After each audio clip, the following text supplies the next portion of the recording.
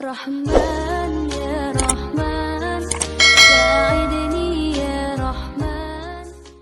الحمد لله نحمده ونستعينه ونستغفره ونؤمن به ونتوكل عليه ونعوذ بالله من شرور أنفسنا ومن سيئات أعمالنا من يهده الله فلا مضل له ومن يضلله فلا هادي له ونشهد أن لا إله إلا الله وحده لا شريك له ونشهد أن سيدنا ومولانا محمدا عبده ورسوله صلى الله تعالى عليه وعلى آله وأصحابه وبارك وسلم تسليما كثيرا.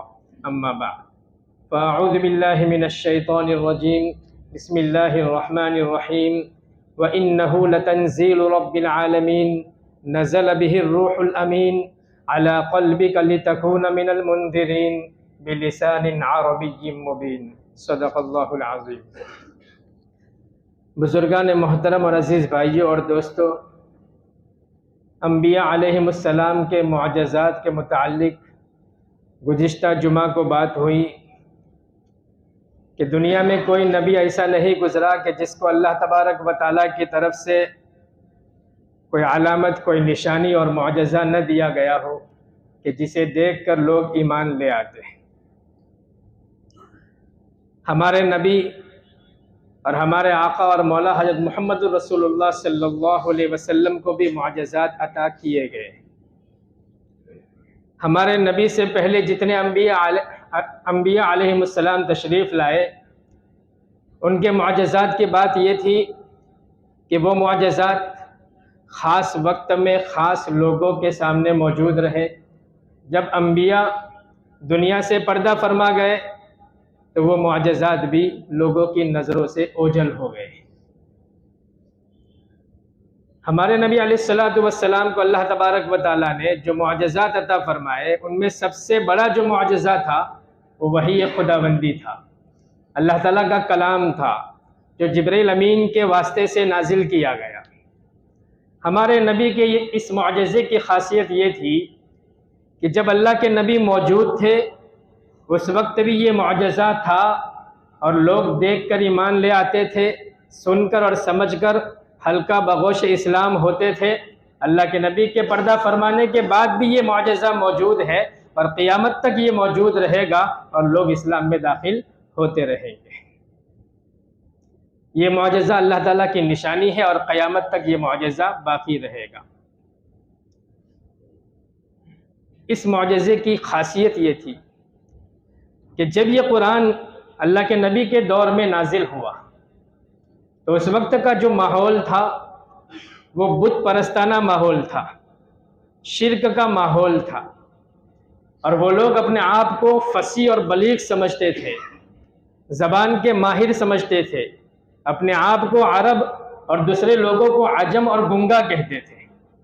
ایسے ماحول میں جب اللہ کے نبی صلی اللہ علیہ وسلم نے اللہ کا کلام ان کو سنایا، قرآن کریم کی آیات جب عام ہوئی اور حقائق لوگوں کے سامنے آئے تو ایک طرف تو وہ شرک کے ماحول میں پلتے تھے، فصیح اور بلیغ اپنے آپ کو سمجھتے تھے، اچھی زبان کے دل دادا تھے، لیکن جب قرآن کی آیات ان کے سامنے پڑھی گئی تو ان کی نظریں پتھرا کر رہ گئی کہ یہ کون سا کلام آ گیا. ہم اپنے آپ کو فصیح اور بلیغ کہتے ہیں، ہم اچھی زبان کے دل دادا ہے، سینکڑوں اشعار ایک مجلس میں کہہ دیتے ہیں، اچھی سے اچھی زبان بچے اور باندیاں بول دیتی ہے، لیکن یہ تو عجیب کلام ہے. اس کلام کے نازل ہونے سے ایک بھونچال سا آ گیا. ان کو حیرت ہو گئی کہ یہ کیسا عجیب کلام ہے.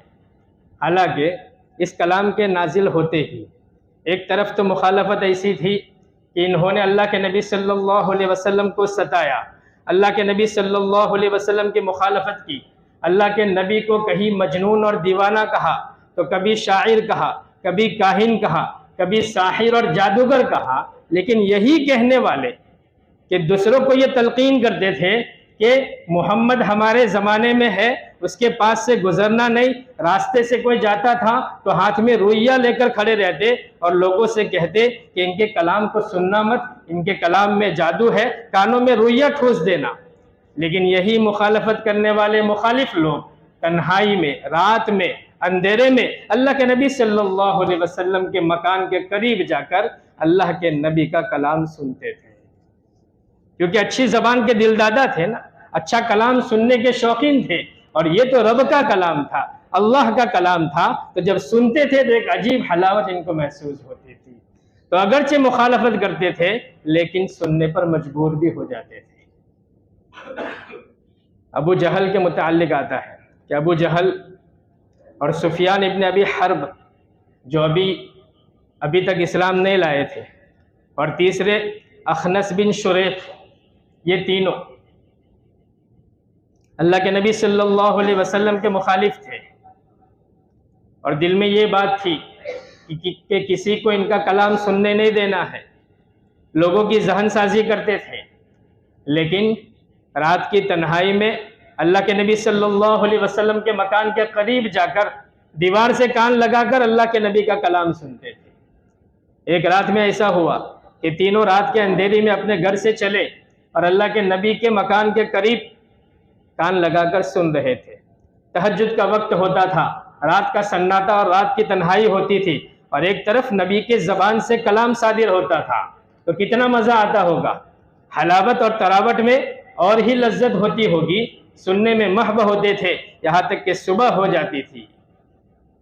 تو صبح کے اجالے میں جب یہ اپنے گھر کو واپس لوٹتے تھے تو تینوں آپس میں ٹکرا گئے، تینوں کی نظریں جھک گئی کہ ہم دوسروں سے تو سننے کا منع کر رہے ہیں کہ یہ جادوگر ہے، ان کا کلام سننا مت، لیکن ہم منع کرنے والے ہی خود سننے پر مجبور ہو جاتے ہیں۔ تینوں کی نظریں جھک گئی، تینوں سامنے کھڑے ہو کر ایک دوسرے سے وعدہ کیا کہ آئندہ ایسا ہم نہیں کریں گے۔ تو دوسرے دن یہ سمجھا کہ ہم نے آپس میں وعدہ کیا ہے، کوئی نہیں آئے گا، لیکن میں اکیلا تو چلا جاؤں سننے کے لیے۔ دوسرے دن یہ ہوا کہ صبح کے اجالے میں واپس تینوں ٹکرا گئے، اور زیادہ نظریں جھک گئی۔ 3 دن تک ایسا ہوا، تو چوتھے دن اخنس بن شریق نے لاٹھی اٹھائی اور وہ ابو سفیان کے پاس پہنچا کہ کیا حال ہے؟ سننے میں کیسی حلاوت اور مزہ آتی ہے، زبان میں تراوٹ ہے کہ نہیں؟ اقرار کرنے پر مجبور ہو گیا۔ پھر ابو جہل کے پاس پہنچا، اور ابو جہل کے پاس جا کر اس نے بھی یہی سوال کیا کہ کیا حال ہے، کیا ماجرا ہے؟ ابو جہل نے اقرار کیا، لیکن کہنے لگا کہ میں تو ضد پر ہوں، ہٹ درمی پر ہوں، کلام تو سنتا ہوں، لیکن بات یہ ہے کہ ہمارے قریش میں قبیلے بنو ہاشم اور ہمارے قبیلے میں ایک مقابلہ ہے، دونوں میں ریسنگ ہے کہ ہم آگے بڑھنا چاہتے ہیں، کہ انہوں نے مہمانوں کی خدمت کرنا شروع کی تو ہم نے بھی خدمت کی، انہوں نے حاجیوں کی خدمت شروع کی تو ہم نے بھی حاجیوں کی خدمت کی، ہم دونوں قبیلے والے برابر سرابر ہو گئے، ہمارے دونوں کے پوائنٹ برابر تھے، لیکن جب بنو ہاشم میں نبی پیدا ہو گئے تو ہم نبی کہاں سے لائے؟ نبی تو لا نہیں سکتے، اس لیے وہ آگے بڑھ گئے، اس لیے ہمیں ضد ہے، عناد ہے، سرکشی ہے، ہر درمی کی وجہ سے میں اسلام تو نہیں لاؤں گا۔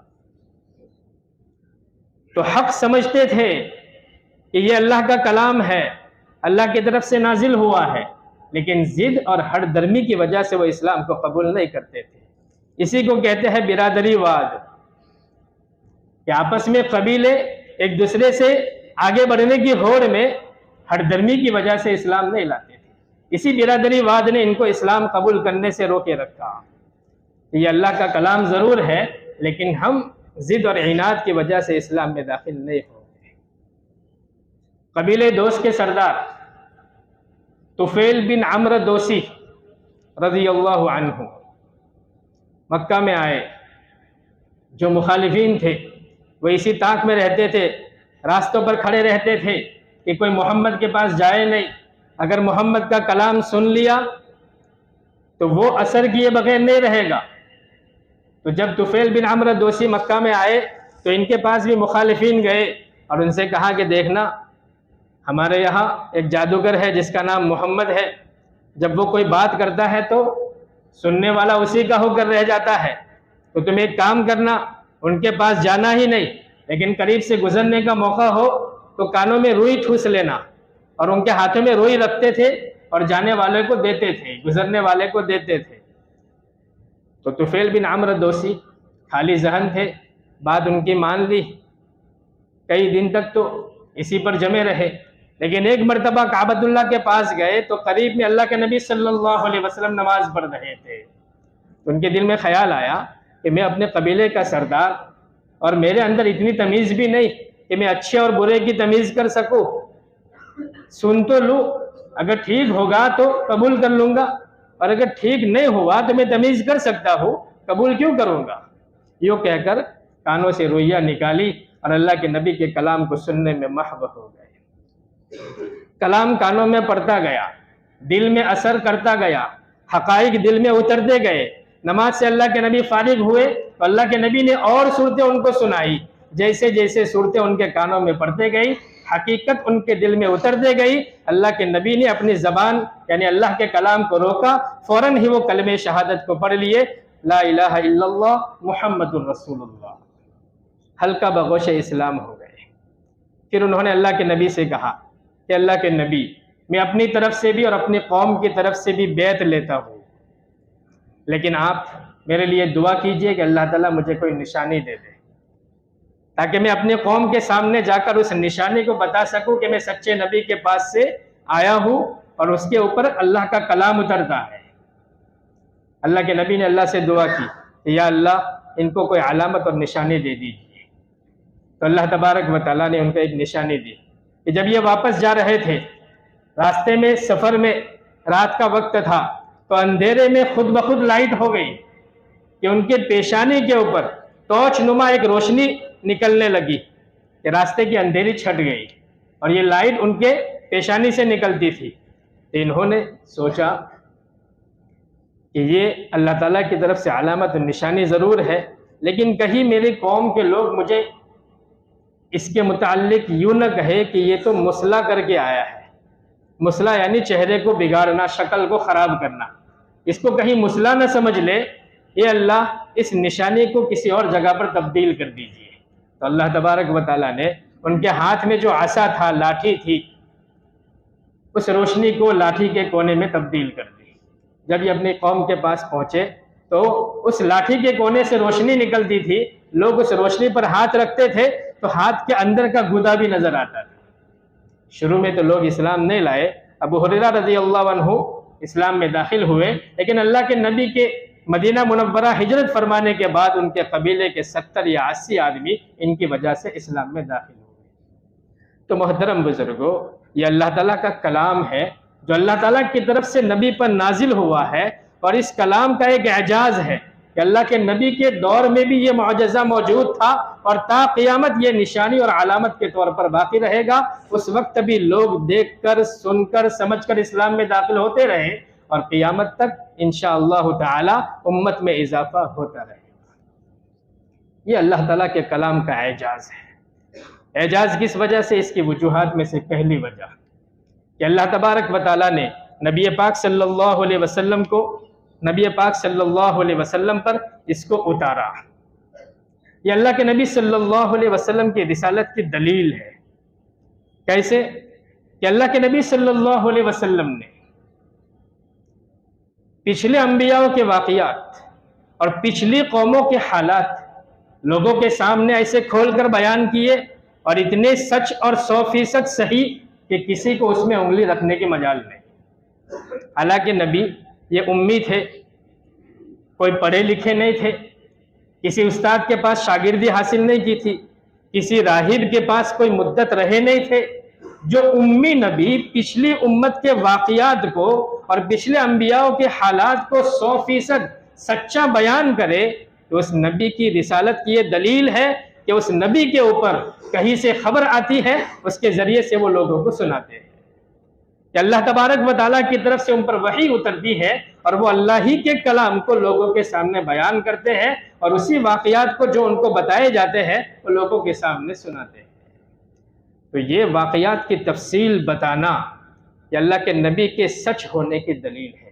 اسی کو اللہ تعالیٰ فرماتے ہیں وَمَا يَنْتِقُ عَنِ الْهَوَىٰ إِنْ هُوَ إِلَّا وَحْيٌ يُوحَىٰ، یہ وہ اپنی مرضی سے کچھ نہیں کہتے۔ وَمَا يَنْتِقُ عَنِ الْهَوَىٰ، اپنی مرضی سے، اپنی خواہش سے کچھ نہیں کہتے، جو بھی کہتے ہیں وہ اللہ تعالیٰ کی طرف سے وحی ہوتا ہے۔ وَمَا يَنْتِقُ عَنِ الْهَوَىٰ إِنْ هُوَ إِلَّا وَحْيٌ يُوحَىٰ، جو ان پر نازل کیا جاتا ہے وہی وہ بیان کرتے ہیں۔ دوسری جگہ اللہ نے فرمایا وَإِنَّهُ لَتَنزِيلُ رَبِّ الْعَالَمِينَ، یہ کلام تو رب العالمین کی طرف سے نازل شدہ ہے، ان پر اتارا گیا ہے۔ نزل بہ الروح الامین، کہ اس کلام کو جبرائیل امین، روح الامین لے کر اترے ہیں۔ علی قلبک، ان کے دل پر اس کو اتارا گیا ہے۔ علی قلبک، علی قلبک لتکون من المنذرین، تاکہ وہ لوگوں کو اللہ کے عذاب سے ڈرائے۔ بلسان عربی مبین، یہ واضح اور صاف عربی زبان میں یہ نازل کیا گیا ہے۔ قرآن میں صاف اللہ نے بتایا سورہ شعراء میں کہ یہ ہماری طرف سے نازل کیا گیا ہے، جبرائیل کے واسطے سے ان تک پہنچایا گیا ہے، اور یہ قوم کو سنانے کے لیے ہے۔ صاف اور عربی زبان میں یہ نازل ہوا ہے، ہماری طرف سے یہ نازل شدہ کتاب ہے۔ دوسری دلیل قرآن کے اعجاز کی کہ اللہ کے نبی صلی اللہ علیہ وسلم غیب کی باتیں لوگوں کو بتاتے تھے۔ پہلی دلیل تو یہ کہ پچھلے واقعات کو اللہ کے نبی نے بیان کیا، پچھلے قوموں کے حالات اور انبیاء کے حالات کو بیان کیا، لیکن آئندہ کے حالات بھی اللہ کے نبی نے بیان کیے۔ غیب کی باتیں کہ قیامت واقع ہوگی، قیامت سے پہلے یہ نشانیاں ہوگی، اور آخرت قائم ہوگی، آخرت میں یہ چیزیں ہوگی، اور قیامت سے پہلے قیامت کی نشانیاں جیسے حضرت مہدی کا ظہور ہوگا، عیسیٰ علیہ السلام کا نزول ہوگا، دجال کا خروج ہوگا، ایک جانور نکلے گا جو لوگوں سے باتیں کرے گا، سورج مغرب کی طرف سے نکلے گا، آگ نکلے گی جو ہٹا کر لوگوں کو لے جائے گی۔ یہ نشانیاں، غیب کی باتیں اللہ کے نبی نے لوگوں کے سامنے بیان کی۔ تو غیب کا علم کس کو ہوتا ہے؟ انسان کو نہیں ہوتا، اللہ کے علاوہ کسی کو نہیں ہوتا۔ تو اللہ نے غیب کی باتیں نبی کو بتائی، جبھی نبی نے انسانوں کے سامنے بیان کی۔ تو اللہ کی طرف سے ان پر کلام اترتا ہے، اللہ کی طرف سے ان کو باتیں بتائی جاتی ہے، تب جا کر وہ لوگوں کو سناتے ہیں۔ تو یہ قرآن کے اعجاز کی دلیل ہے۔ تیسری دلیل کہ لوگوں کے دل کے اندر جو خیالات بھی پیدا ہوتے ہیں، اللہ کے نبی کے سامنے کبھی صحابہ ہوتے تھے، کبھی مشرکین مکہ ہوتے تھے، تو ان کے دل میں بھی جو خیالات پیدا ہوتے تھے اللہ تعالیٰ کی طرف سے آپ کو واقف کر دیا جاتا تھا، اور اللہ کے نبی لوگوں کے سامنے ان کے دل کے حال کو بیان کر دیتے تھے۔ تو ان کو تعجب ہو جاتا تھا کہ دل میں بات ہمارے علاوہ کوئی نہیں جانتا، لیکن نبی کو کیسے پتہ چلی؟ اللہ کے نبی نے ایک مرتبہ جب صحابہ کے دل میں بزدلی پیدا ہوئی تو اللہ کے نبی نے بیان کیا اذ ہمت طائفتان منکم ان تفشلا، کہ تم میں سے دو جماعتیں ایسی ہیں کہ جن کے دل میں بزدلی کا احساس ہوا۔ صحابہ کے دل میں بزدلی کا احساس ہوا، نبی کو پتہ چلا اللہ کے واسطے سے، اور نبی نے اس کو بیان کیا۔ تو لوگوں کے دل کے خیالات کو بیان کرنا یہ بھی قرآن کے اعجاز کی دلیل ہے۔ چوتھی دلیل کہ اللہ کے نبی سے لوگ سوال کرتے تھے۔ کبھی سوال اللہ کے نبی کو تنگ کرنے کے لیے، کبھی معلومات حاصل کرنے کے لیے۔ یہ سوال کر کے اللہ کے نبی سے ایک مرتبہ تو یہ کہنے لگے کہ ہم جو بتوں کو پوجتے ہیں، مشرکین مکہ نے کہا کہ بت پرستی میں ہم مبتلا ہیں، تم نے شرک کے متعلق قرآن میں بڑی سخت باتیں کہی ہیں، ذرا اعتدال سے کام لیجئے، ذرا نرمی برتیے، ہمارے بتوں کے بارے میں اتنی سخت باتیں مت کہیے۔ تو اللہ کے نبی نے فرمایا کہ یہ میرا ذاتی کلام تھوڑی ہے کہ میں اس میں رد و تبدیل کروں، میں اس میں ترمیم کروں، یہ تو خدا کا کلام ہے، جیسا مجھ پر اتارا گیا میں نے ہو بہو لوگوں کے سامنے اس کو بیان کیا۔ مجھے اس پر تنبیہ کی گئی ہے کہ میں اس میں کچھ بھی رد و بدل اور ترمیم نہیں کر سکتا۔ اللہ فرماتے ہیں یا ایھا الرسول بلغ ما انزل الیک من ربک، کہ رسول آپ کے اوپر جو اتارا جاتا ہے اسی کو لوگوں کے سامنے بیان کیجئے۔ وَإِن لَّمْ تَفْعَلْ فَمَا بَلَّغْتَ رِسَالَتَهُ، اور اگر آپ نے یہ کام نہیں کیا تو آپ نے ذمہ داری کو نہیں نبھایا، آپ نے رسالت کا حق ادا نہیں کیا۔ تو مجھ پر جو اتارا جاتا ہے اسی کو میں بیان کرتا ہوں، اس میں رد و تبدیل کی کوئی گنجائش نہیں۔ یہ میرا ذاتی کلام نہیں ہے کہ میں نے جو پہلے بیان کیا سختی والی باتیں تھی تو اس کو میں خود اپنی ذات سے نرم کر دوں اور معتدل کر دوں، یہ میرا کلام نہیں ہے۔ تو یہ بھی قرآن کے اعجاز کی دلیل ہے۔